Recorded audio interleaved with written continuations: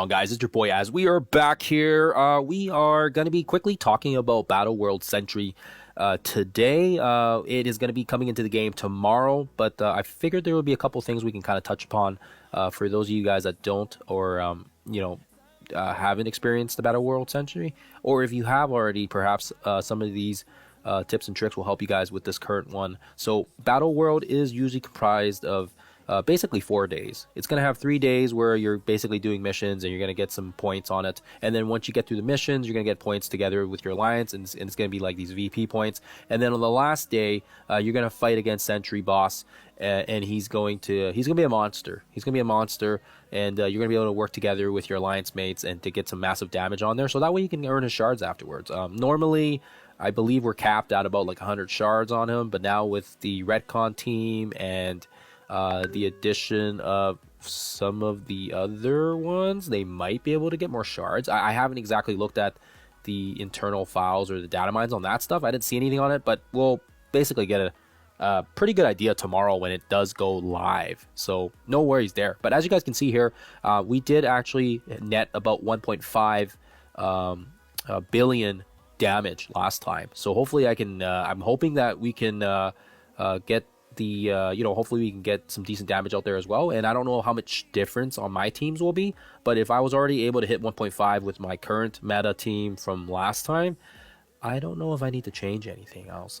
Just with how resources have been, with how gold and training materials and how they're basically baiting us to use all these resources, I'm kind of very skeptical right now. So if you guys are kind of on the same fence as me, better probably just to hold off on doing any more additional leveling on the new teams and whatnot. I did bring up my Magneto Phoenix Force, so I will definitely use him for sure. But it was like 50 mil just to get him to like 105. So I mean, I don't think a lot of people have 50 mil gold just sitting in their bank ready to pump it out. So just so you guys are aware. But anyways, we'll talk about, like I said, some tips and some tricks here that I did with the last one and how I netted the 1.5 mil. Give me one sec here. I'm just going to change my screen. Okay, so with regards to the team that I used, I'm not going to list off all 5 teams, but I'll list off the 3 that basically did about 80% of the damage, 90%.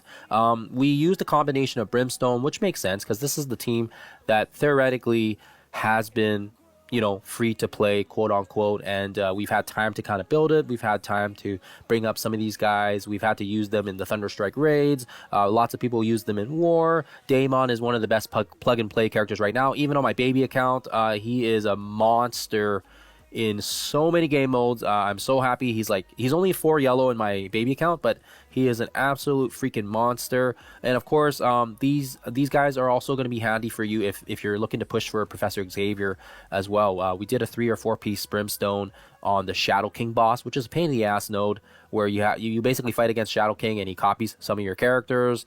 And yeah, Brimstone is like one of the best ones that you can use for that. Previously it was Liberty, but Liberty's kind of phased out a little bit now. So if you guys are hopefully not working on Liberty, and if you are, if you've already invested in it, it's kind of like if you already have like 2 or 3 characters for Liberty as well, it might be too late to pull out now. But anyways, Brimstone is very good right now, and they're still fairly one of the best offense teams you can use in war. Still very good on defense as well in war. Pretty decent as well in Crucible. Not the team itself, but Daemon because of his plug and play capability. And even on if you've seen some of my footage with him, we actually were able to double tap, or not double tap, but basically one shot the Magneto Phoenix Force. But he was doing like the, he does his like ult and then he does another tap because he kills off someone, and I call it a double tap, I guess. But sorry for the confusion there. The second team, this is actually one of the best teams you can use, and you can just auto.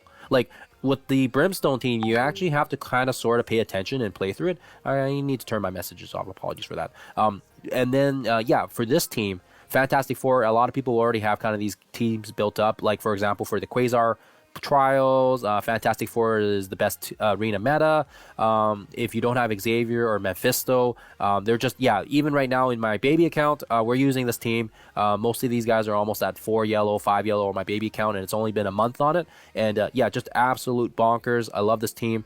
If you don't have Odin and you don't have Mephisto, that's fine. You can do 5-piece you can do 5-piece Fantastic Four as well, and I think they would still be kind of handy or useful. But really, this team does it all, and it's like the immunity, the safeguard. Odin is an absolute beast. He just kind of does the whole thing himself, so you do kind of need Odin, and I think he is kind of the glue that puts it all together. But I think it still would be effective even if you had like a 4-piece, 5-piece Fantastic Four as well.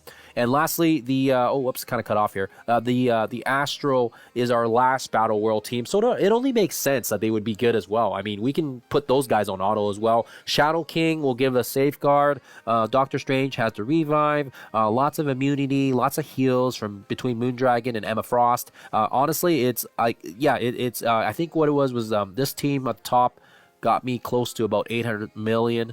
And then these other two between the two of them, it was almost close to 500,000 worth of damage.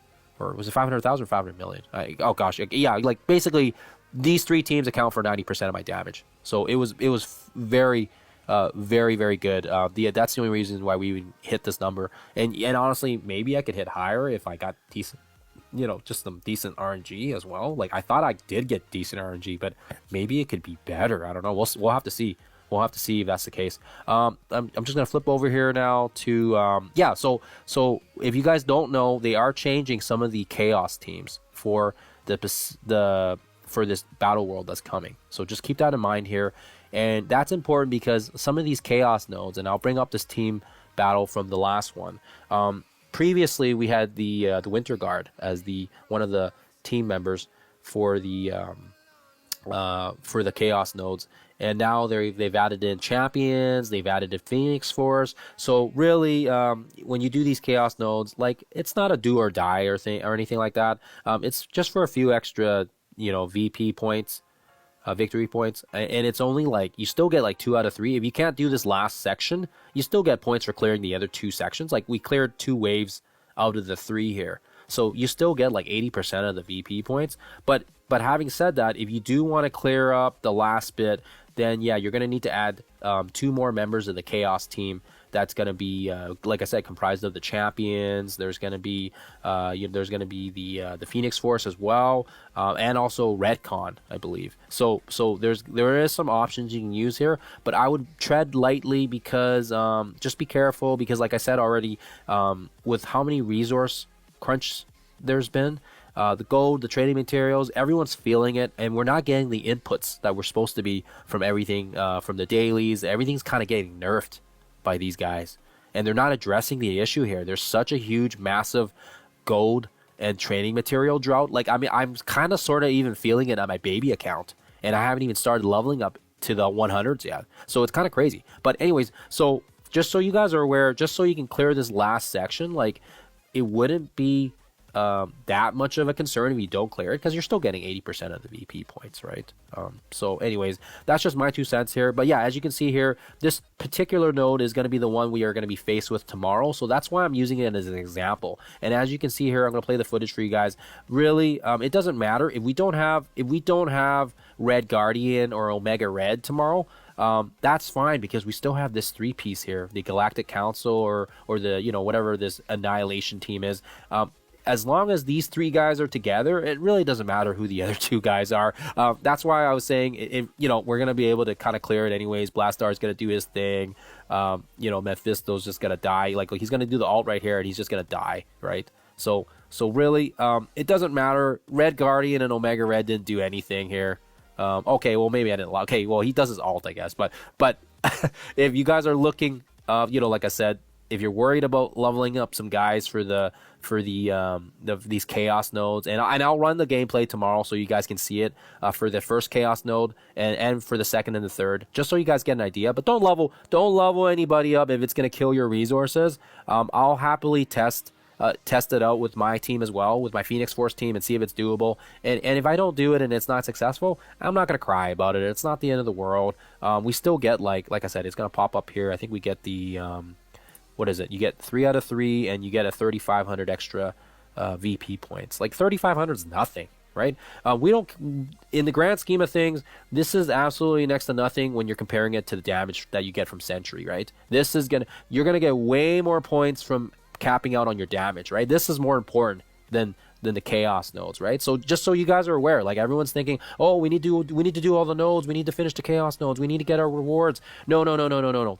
The bulk of the shards are going to come from Sentry and beating Sentry, right? If you don't kill him once, you're not going to get any of the shards, right? And oh, and make sure everybody's participating, right? If no one does any damage, like if there's 0 damage, they don't get any shards for him, right? You have to make sure they partake in it, and if they don't partake, then you don't get nothing. So anyways, that is kind of it. Short, quick, and fast. Just some pre-Sentry